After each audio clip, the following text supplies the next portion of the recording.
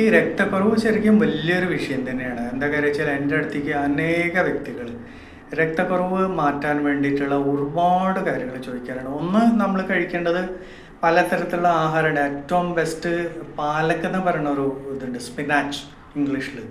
അത് ബോംബെയിലൊക്കെ ഉണ്ടാവുന്നതാണ്. ചീര കഴിച്ചാൽ നമുക്ക് ഗുണമാണ്. ബീറ്റ്റൂട്ട് നമുക്ക് അത്ഭുതമാണ്.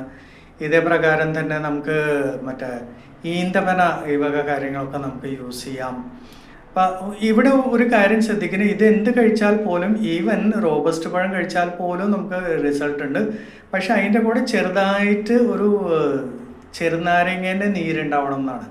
എന്താ വെച്ചാൽ കാൽഷ്യം ഉള്ള സമയത്താണ് അതിനെ കറക്റ്റ് ബ്രേക്ക് ഡൗൺ ചെയ്തിട്ട് നമ്മുടെ ശരീരത്തിൽ ഏറ്റെടുക്കാൻ സാധിക്കുക. അപ്പം രക്തക്കുറവ് വലിയൊരു പ്രശ്നമാണ്. അത് കുറഞ്ഞു കഴിഞ്ഞാൽ ഭയങ്കര ഒരുപാട് തരം കോംപ്ലിക്കേഷൻസ് ഉണ്ട്. അപ്പോൾ അത് നമുക്ക് അതിൽ നിന്ന് പുറത്തേക്ക് ഇറങ്ങാൻ വേണ്ടിയിട്ടുള്ള പല പരിഹാരങ്ങൾ. ഇത് പ്രശ്നം ഉണ്ടാക്കുന്ന കാര്യങ്ങൾ ഒന്ന് തിരിച്ചറിയുക. എന്താ കാര്യം വെച്ചാൽ, ഒന്ന് ചായ, കാപ്പി, അതേപോലെ സോഫ്റ്റ് ഡ്രിങ്ക്സ്. ചായ, കാപ്പി, സോഫ്റ്റ് ഡ്രിങ്ക്സ് ഇത് രക്തത്തിന് കളയുന്ന സാധനങ്ങളാണ് കേട്ടോ. ദയവ് ഇത് നിങ്ങൾ മനസ്സിലാക്കുക.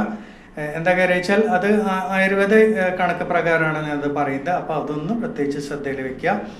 എന്നിട്ട് ഈ വക കാര്യങ്ങൾ നമ്മൾ ചെയ്യുക. അതല്ലാതെ തന്നെ ഞാൻ കോമൺ ആയിട്ട് പലർക്കും സ്പൈറുലിന, കടൽപ്പായലാണ് സ്പൈറുലിന ഒരു ദിവസം ഒരെണ്ണോ അല്ലെങ്കിൽ 2 നേരം കഴിക്കുന്നതുകൊണ്ട് കുഴപ്പമില്ല. അത് സസ്യമാണ്. അതിൻ്റെ കൂടെ ഹീമോ കെയർ എന്ന് പറയുന്ന ഒരു പ്രൊഡക്റ്റ് ഉണ്ട്. അത് ശരിക്കും അനേക ആമ്പൽപ്പൂവ് അങ്ങനെയുള്ള അനേക സസ്യങ്ങൾ വെച്ചിട്ട് ഉണ്ടാക്കിയിരിക്കുന്ന ഒരു നല്ലൊരു കോമ്പിനേഷനാണ്. അപ്പോൾ രക്തക്കുറവ് നമ്മൾ പരിഹരിച്ചില്ലെങ്കിൽ ഇന്ന് ഇന്ത്യയിൽ ഏറ്റവും കൂടുതൽ സ്ത്രീകൾ ഛർദ്ദിക്കാനുള്ള മെയിൻ കാരണം, പ്രത്യേകിച്ച് പ്രഗ്നൻസി സമയത്ത് ഛർദ്ദിക്കുന്നതിൻ്റെ മെയിൻ കാരണം അയൺ ഡെഫിഷ്യൻസിയാണ്.